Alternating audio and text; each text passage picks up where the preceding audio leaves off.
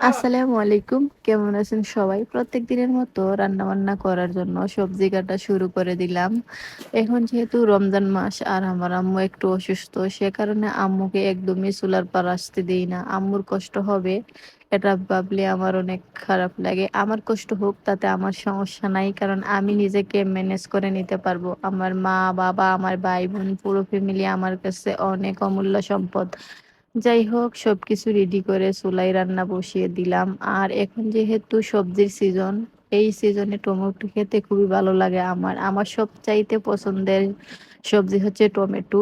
সারা বছরই আমি খেতে পারি। যখন এই টমেটোগুলা থাকে না তখন আমি ফ্রিজে এগুলা সংরক্ষণ করে দেই। তারপর কিছু নামিয়ে রান্না করে খাই। আমার মতন কে টমেটো খেতে পছন্দ করেন অবশ্যই কমেন্ট করে জানাবেন। আর এদিকে আমাদের জমি থেকে এই টাটকা শাকগুলা নিয়ে আসছে আমার আব্বু। এতে কিছু আমি আলু তারপর কিছু শিম কেটে দিয়ে দিলাম। এই শাকগুলা খেতে এত ভালো লাগে আর শরীরের জন্য খুবই উপকারী। একদম টাটকা সবুজ শাকসবজি। যাই হোক আমি কাঁচামরিচ, লবণ, তারপর পেঁয়াজ, রসুন সবকিছু দিয়ে কিছুক্ষণ এটা তেলের মধ্যে ভেজে নিলাম। তারপর দেখেন কতটা সুন্দর হইছে। এটা খেতে খুবই ভালো লাগে। আপনারা যদি এটা না খেয়ে থাকেন অবশ্যই খাবেন। আর এদিকে আমার টমেটোর তরকারি হয়ে গেছে। দেখেন কতটা সুন্দর হইছে।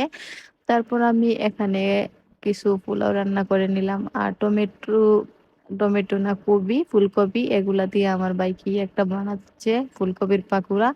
আসলে রান্না-বান্নার সবকিছু দায়িত্ব আমার উপর।